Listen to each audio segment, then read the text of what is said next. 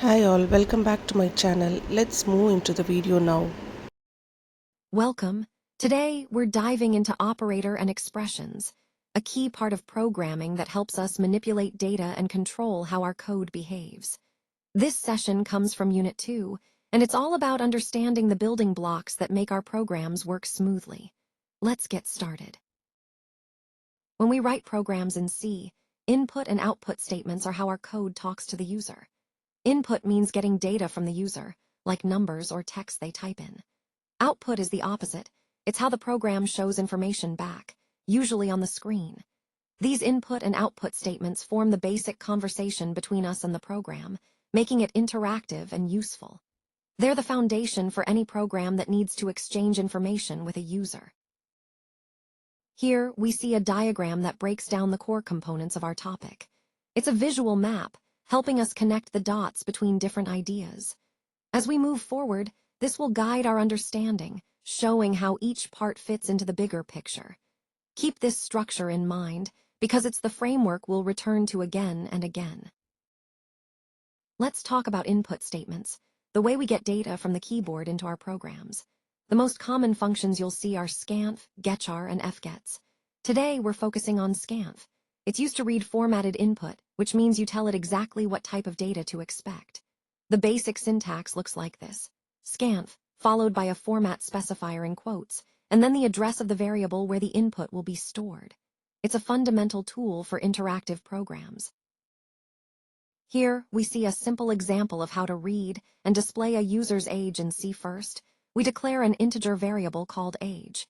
Then, we prompt the user to enter their age using printf. The scanf function reads the input and stores it in the age variable. Finally, we print the age back to the screen. This basic input-output pattern is fundamental when working with user data in C programs. Let's imagine the user types in their age, say 20. What happens next? This slide is all about how the system processes that input. It takes the number, understands it as the user's age, and then uses it to guide what comes next in the program. It's a simple step, but it's where the interaction really begins to take shape. Format specifiers are how we tell C what kind of data we're working with. They act like labels, letting the program know whether it's dealing with an integer, a float, a character, or a string. For example, %d is for integers, %f for floats, %c for single characters, and %s for strings. When we use scanf, we include these specifiers to read input correctly, matching the variable type we want to store. This is fundamental for handling data safely and accurately in C. We can read more than one value at a time using a single scanf call. Here, we declare two integers and then we prompt the user to enter two numbers. When scanf runs, it waits for the user to type both values, separated by a space. If the user enters 10 and 20, scanf assigns 10 to a and 22. This way, we efficiently capture multiple inputs in one go. It's a simple but powerful technique for handling user input. Let's talk about getchar. It's a simple function that reads just one character from the keyboard. Here, how it works. First, we declare a variable to store that character. Then, we prompt the user to enter something. When they type a letter, say, a getchar captures it. Finally, we print out what was entered. It's a basic way to get input, one character at a time, perfect for simple interactions, or when you want precise control over what's typed. Let's talk about fgets, a function we often use to read a line of text or a string from the user. Here's a simple example. We declare a character array to hold the input, then prompt the user to enter their name. Using fgets, we read the entire line including spaces safely into our array. So if the user types Ravi Kumar, fgets captures the whole name, not just the first word. It's a reliable way to handle string input in C. When we want to show information on the screen, we use output statements. These are the commands that actually display data for us to see. The most common ones you'll come across are printf, pachar, and puts. Each serves a slightly different purpose, but they all help us communicate results, messages, or any kind of text output. Understanding these functions is key to controlling what your program says and how it looks on the screen. Let's talk about printf, the most commonly used function for output in C programming. It's how we display information on the screen. Here's a simple example. We create an integer variable called age. Set it to 20. And then print it using printf. The output reads, age equals 20. But printf can do more. It can print multiple values at once.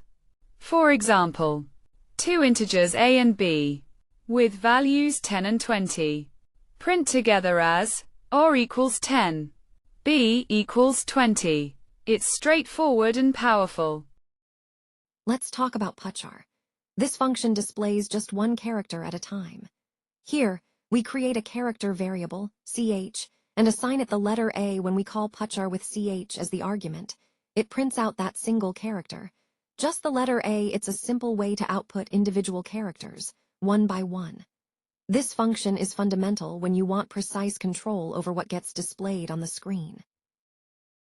Let's talk about puts. It's a simple function that prints a string and then adds a new line automatically. Here, we have a character array named welcome. When we pass that to puts, it displays the word and then moves the cursor to the next line. So the output you see is just the word welcome, followed by a line break. It's a handy way to print text cleanly without worrying about adding the new line yourself.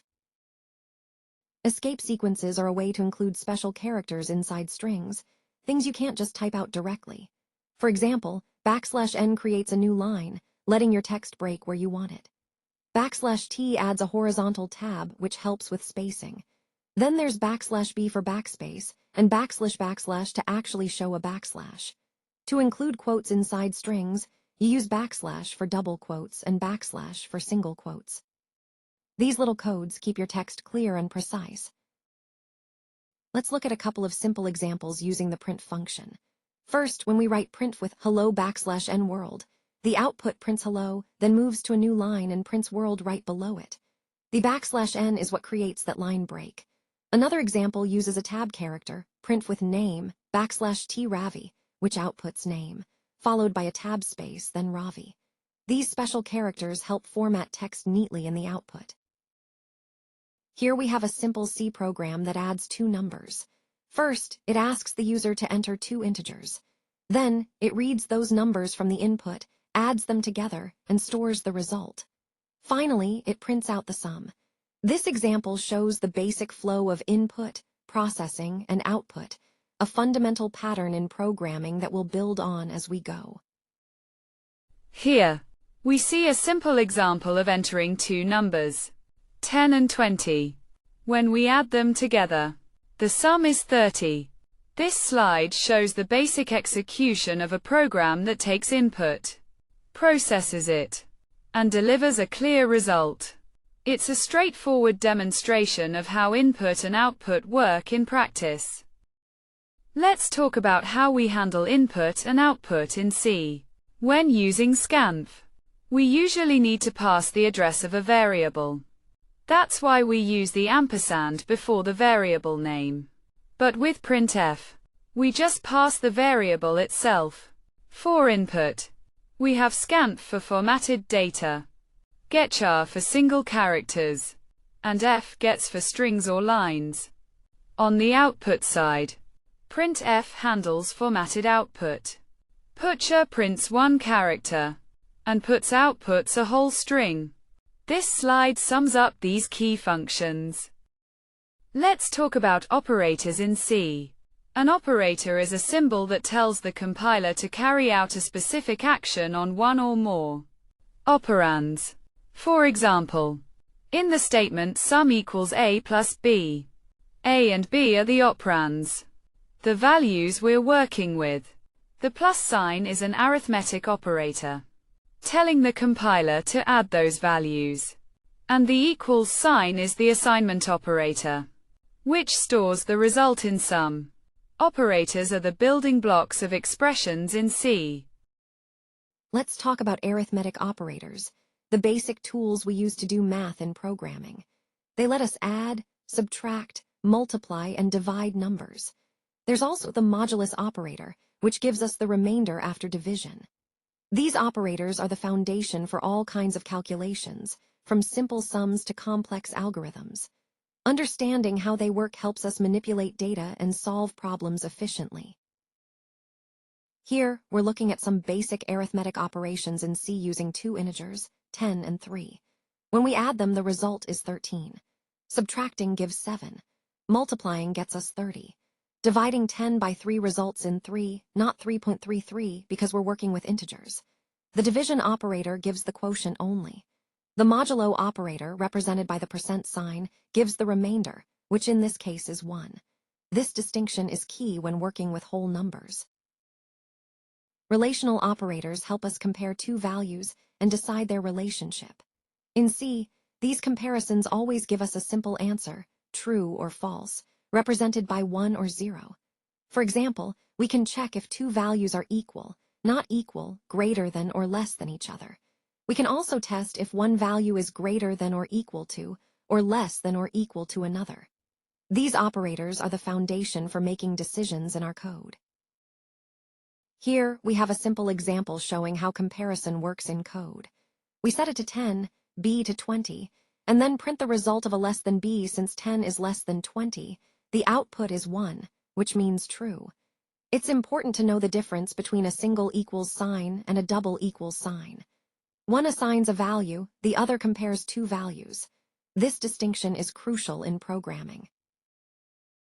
Logical operators help us build more complex conditions by combining or reversing simpler ones. The AND operator, written as double ampersands, checks if both conditions are true at the same time. For example, a greater than 5 and b greater than 5.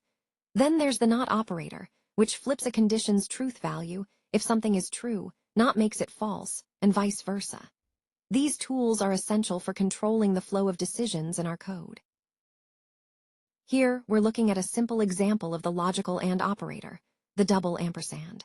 Both conditions have to be true for the whole statement to pass. In this case, age has to be at least 18 and also no more than 60. Since our age is 25, it fits perfectly within that range. That means the program prints eligible. This shows how logical AND helps us check multiple conditions at once. Both must be true to move forward. Here, we're looking at a condition that checks if at least one part is true. The logical OR operator, those two vertical bars, lets us combine two tests. If the age is less than 18, or if it's greater than 60, the message will print. So as long as one of those conditions holds, the code inside the braces runs. It's a simple way to say, if either of these is true, do this. Here, we're looking at how to reverse a condition using the logical NOT operator. Instead of checking if someone is under 18, this code flips that logic. It says, if it's not true that age is less than 18, then print adult. The exclamation mark is the logical NOT. It simply inverts the condition inside the parentheses.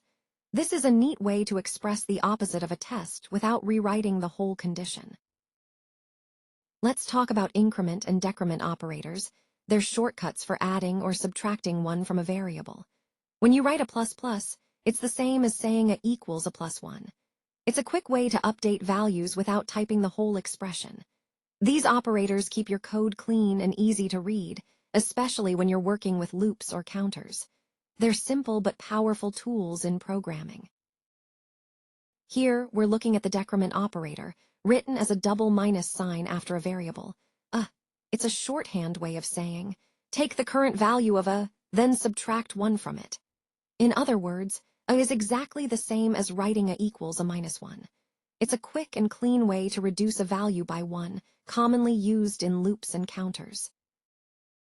Let's look at pre-increment in action. Here, we start with a variable a set to 5. When we write plus plus a, the value of a goes up by 1 immediately. So before we assign it to b, a is already 6. That means both a and b end up with the value 6. Pre-increment increases the value first, then uses it. It's a small detail, but it can change how your code behaves. Let's talk about the post-increment operator, a plus plus. When we use it, the original value is used first, then the variable increases by 1. For example, if a starts at 5, and we say b equals a plus plus, b gets 5, but it becomes 6 right after. It's a subtle but important difference from pre-increment, where the value increases before it's used. The same idea applies to pre- and post-decrement with the minus signs. Understanding this helps us control exactly when values change in our code. Bitwise operators work at the most basic level of data, the individual bits inside integers. Instead of dealing with whole numbers, they manipulate these tiny binary digits directly. For example, the bitwise AND operator compares each bit of two numbers and returns a new number where each bit is set only if both bits were set. We also have XOR NOT and the shift operators, which move bits left or right. These tools are powerful for low-level programming and optimization. Let's break down some common bitwise operations using the numbers 5 and 3. First, right shifting 5 by 1 moves all bits one place to the right, turning 101 into 10, which is 2. Left shifting does the opposite, moving bits left and doubling the value, so 5 becomes 10. Then we have bitwise XOR, OR, and AND. Each compares bits differently. XOR returns bits that differ, OR combines bits, and AND returns bits set in both numbers.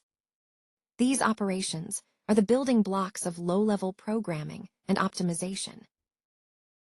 Assignment operators are the tools we use to give values to variables. The most basic one is simple assignment, like when we say a equals 10. It's straightforward, but it's the foundation for all the ways we can update or change data in our code. Understanding these operators is key to controlling how information flows and changes throughout a program. Let's explore how they work. Let's take a look at some common assignment operators you'll see in code. The basic one is the equals sign. It just assigns a value. But then we have shorthand versions that combine assignment with an operation. For example, plus equals adds and assigns in one step. Minus equals subtracts, times equals multiplies, and so on. These shortcuts make code cleaner and easier to read, especially when you're updating a variable based on its current value. It's a simple but powerful tool in programming. Let's look at a simple example with a variable called a. We start by setting it to 10. Then, we add 5 to it using a shorthand operator. Instead of writing a equals a plus 5, we just write a plus equals 5. After this operation, the value of a becomes 15. It's a neat way to update a variable without repeating its name. This kind of shorthand is common in many programming languages. An expression is a mix of constants, variables, operators, and function calls, all working together to produce a value. For example, a plus b is an expression. It adds two values. Another example is sum equals a plus b here. A plus b is an arithmetic expression, and the whole statement assigns that result to sum. Expressions like these are the building blocks of any program, letting us calculate, store, and manipulate data. When an expression has more than one operator, C needs a clear way to decide which operator gets applied first, and how the whole expression is grouped. That's where two key ideas come in: operator precedence, which tells us the priority of each operator, and order of evaluation, which defines the sequence in which parts of the expression are processed. Understanding these concepts helps us predict how complex expressions behave in C.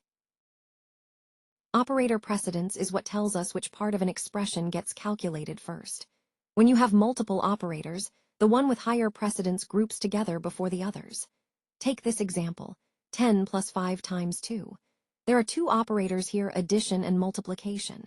Because multiplication has higher precedence, we multiply 5 by 2 first, then add 10.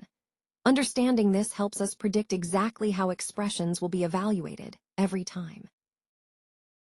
When we see an expression like 10 plus 5 times 2, multiplication takes priority over addition.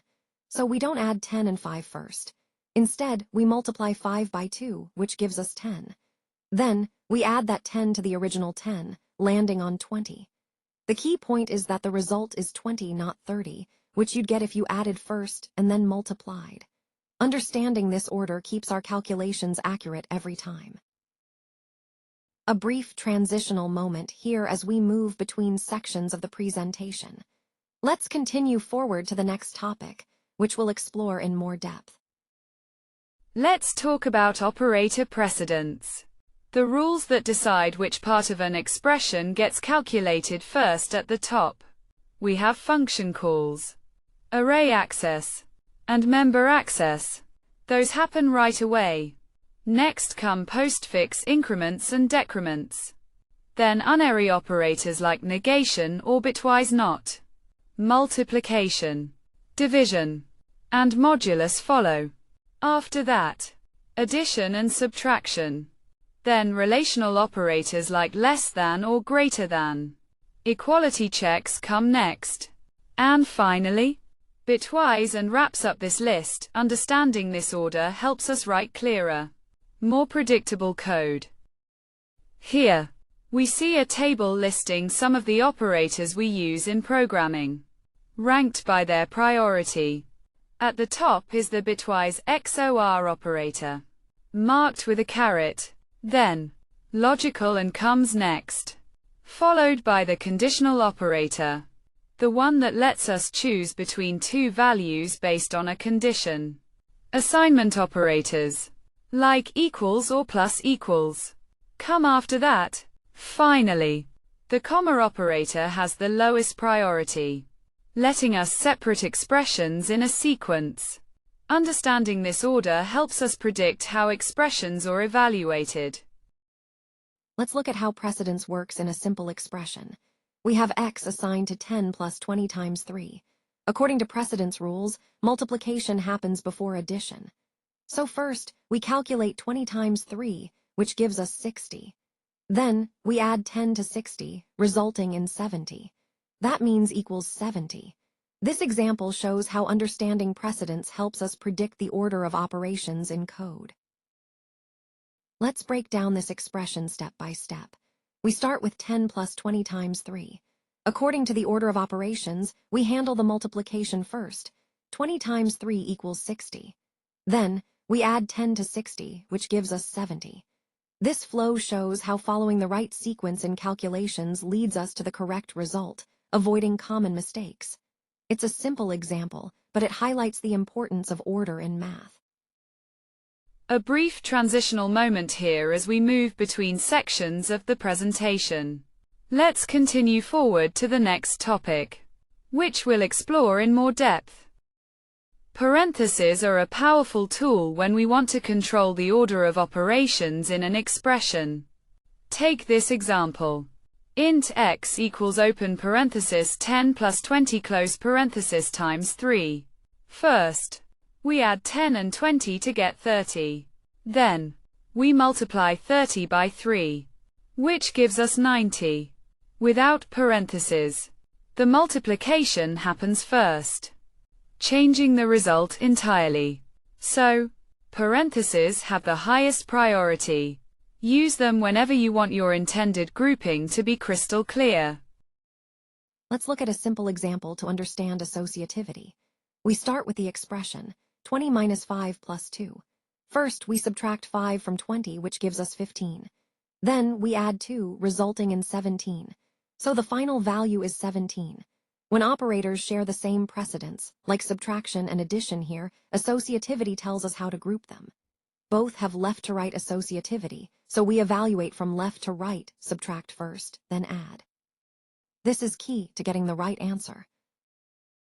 Let's look at how assignment operators work when chained together. Here, we start with a simple assignment, a equals 10. But when we write a equals b equals c equals 10, it's not just a list of assignments. The key is that assignment operators associate from right to left. So we first assign 10 to c, then b gets the value of c, which is 10. Finally, a gets the value of b. It's like a domino effect, moving right to left. This right-to-left associativity keeps everything clear and predictable.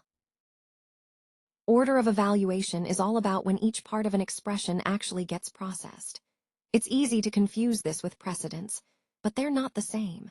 Precedence tells us how expressions are grouped together, but it doesn't guarantee the order in which the computer evaluates each operand at runtime. Understanding this difference is crucial, because knowing the order of evaluation helps us predict how our code will behave when it runs. Let's look at an example with two function calls combined using the plus operator. Conceptually, it looks like f1 plus f2. Straightforward enough. But in C, things aren't that simple. The language doesn't guarantee which function runs first. It could be f1, or it could be f2, unless the language explicitly defines the order. You can't assume any sequence. This subtlety is key to understanding how expressions evaluate in C. A brief transitional moment here as we move between sections of the presentation.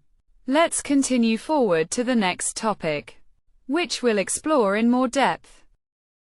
Let's take a closer look at this example with the increment operator. We start with a set to 5. Then b is assigned the value of a plus plus plus 10. Because the postfix plus plus has high precedence, the current value of a which is 5 is used first. So 5 plus 10 equals 15. After that, a is incremented by 1, becoming 6. So in the end, b holds 15, and a has moved up to 6. It's a subtle but important detail in how increments work. Let's talk about a common pitfall in C programming, writing expressions that modify the same variable multiple times without a clear order. For example, something like I equals I plus plus plus plus I, or printing I plus plus twice in the same statement. These can cause undefined behavior, which means the program might do anything, and that's never what we want. Instead, keep it simple. Increment I on separate lines. This way, the code stays clear, predictable, and safe. Avoid confusing expressions like these. When we talk about order of precedence, we're looking at the rules that decide which part of a statement takes priority. It's like a hierarchy for operations, guiding us on what to evaluate first, second, and so on. Understanding this order helps us avoid confusion and ensures our expressions work exactly as we intend. It's a fundamental concept that keeps everything running smoothly behind the scenes. Control statements are what guide a C program's flow. They decide which parts run, when, and how many times. Without them, a program would just run straight through. No choices, no loops, no branching. We mainly divide control statements into a few key types, each shaping the program's path in its own way. Understanding these is crucial to making your code dynamic and responsive. Let's look at a simple example of decision-making in code. Here, we have a variable called age set to 20. The if statement checks if age is greater than or equal to 18. Since that's true, the program prints eligible to vote. This shows how an if statement lets a program choose what to do based on a condition. It only runs the code inside the block if the condition is met. This is the foundation of decision-making and branching in programming. Here's a simple example of an if-else statement in action. We start with a number, 10 in this case. The code checks if the number is even by using the modulo operator. If it is, it prints even. Otherwise, it prints odd. This structure is used whenever we have two possible paths, one if a condition is true and another if it's false. The syntax is straightforward. If the condition holds, do one thing, else do something else. Let's talk about the else-if ladder, a way to handle multiple conditions in your code. The program checks each condition from top to bottom. As soon as it finds one that's true, it runs that block and skips the rest. This makes your decisions clear and organized. For example, if marks are 75, the program checks if it's 90 or above first, then 75 or above, and so on, printing the right grade based on the score. When we put one if statement inside another, that, called a nested if, it's a way to check multiple conditions, one inside the other. For example, we might first check if someone is 18 or older. Then, inside that check, we see if they're a citizen. Only if both are true do we say they're eligible to vote. Nested ifs help us handle more complex decisions, step by step. The switch statement is a handy tool when you need to compare a single variable against multiple constant values, instead of writing many if-else conditions. Switch lets you organize these checks cleanly. You start with the switch keyword, followed by the expression in parentheses. Then, inside the braces, each case matches a specific value, running its block of statements. The break keyword stops the code from falling through to the next case. And finally, the default case handles anything that doesn't match. It's a clear, efficient way to manage multiple comparisons. Here we see a simple example of a switch statement in action. The variable choice is set to 2. The switch then compares this value against each case. When it matches case 2, it prints subtraction and then breaks out of the switch. If none of the cases match, the default case runs, printing invalid choice. This structure lets us handle multiple possible values cleanly and efficiently. Let's talk about the subtraction operation in programming. It's important to remember that when we use a switch statement, the break command usually comes into play to exit the switch. Without it, the program might keep running through the next cases, which isn't what we want. So break is our way of saying, stop here and move on. It keeps our code clean and predictable. Looping statements let us run a block of code over and over again, as long as a certain condition holds true. In C, there are 3 main types of loops that help us do this. These loops give us control over repetition, making it easier to handle tasks that need to repeat without writing the same code multiple times.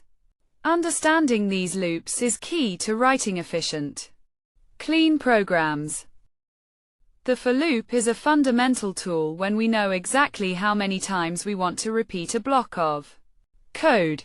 It's controlled by a counter that we initialize, check with a condition, and update each time through the loop. The syntax is straightforward. We start with initialization, then the condition that keeps the loop running, followed by an update step. Inside the braces, we place the statements that execute on each iteration. This structure makes for loops perfect when the number of repetitions is clear from the start. Here's a simple example of a loop in C. We start with a variable I, set to 1. The loop runs as long as I is less than or equal to 5. Each time, it prints the current value of I, then increases I by 1. The result is a list of numbers from 1 to 5, each on its own line. This shows how loops let us repeat tasks efficiently, without writing the same code over and over. Flow is where everything clicks. It's that state where we're fully immersed, moving smoothly from one task to the next without hesitation. When we're in flow, distractions fade away, and our focus sharpens. It's the sweet spot between challenge and skill, just enough to keep us engaged, but not overwhelmed. Finding flow means working smarter, feeling energized, and getting more done with less effort. Let's explore how we can create and sustain that powerful momentum. The while loop starts by checking its condition before it runs any code inside the loop. Because it tests first, we call it an entry-controlled loop. If the condition is true, the loop body executes. If not, it skips the loop entirely. The syntax is straightforward. You write while, followed by the condition in parentheses, then the statements inside curly braces. This structure keeps the loop running as long as the condition stays true. Here, we have a simple while loop in C. It starts with I equal to 1, and as long as I is less than or equal to 5, it prints the value of I, then increases I by 1. The output counts from 1 to 5, each number on its own line. One important thing to remember, if the condition is false right from the start, the loop won't run at all. This means the code inside the loop might never execute if the condition isn't met. The do-while loop is a bit different from other loops because it runs the code inside the loop first, then checks the condition afterward. That's why we call it an exit-controlled loop. The loop always executes at least once before deciding whether to continue. The syntax starts with the keyword do, followed by the statements inside curly braces, and then the while keyword with the condition in parentheses.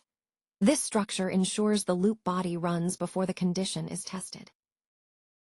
Here we see a simple do-while loop in action. It starts by setting I to 1. Then, inside the loop, it prints the current value of I and increments it.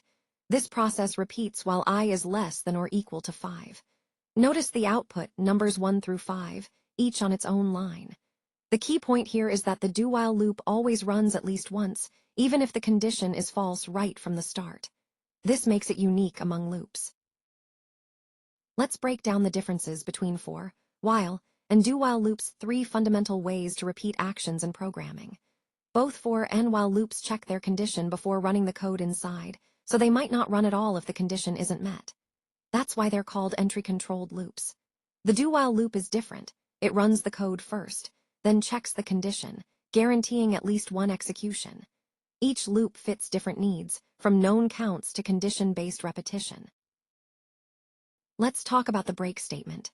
It's a way to stop a loop or a switch statement right away, no questions asked. In this example, we loop from 1 to 10, but the moment the number hits 5, break kicks in and ends the loop. So instead of printing all the numbers, it stops at 4. Break gives us control to exit early when a certain condition is met. It's simple but powerful. Let's talk about the continue statement in loops. When the program hits continue, it skips the rest of the current loop cycle and jumps straight to the next one. For example, in a loop counting from 1 to 5, if we tell it to continue when the number is 3, it won't print 3 at all. Instead, it moves on, printing 1, 2, then skips 3, and continues with 4 and 5. It's a handy way to skip specific cases without breaking the whole loop. Let's wrap up with nested loops. That's when you put one loop inside another. Here, the outer loop runs 3 times, and for each pass, the inner loop also runs 3 times, printing stars in a grid. Nested loops are powerful for working with multi-dimensional data or creating patterns like this. That's nested loops in action. Thank you for watching my video. Please do like, share and subscribe my channel for more videos.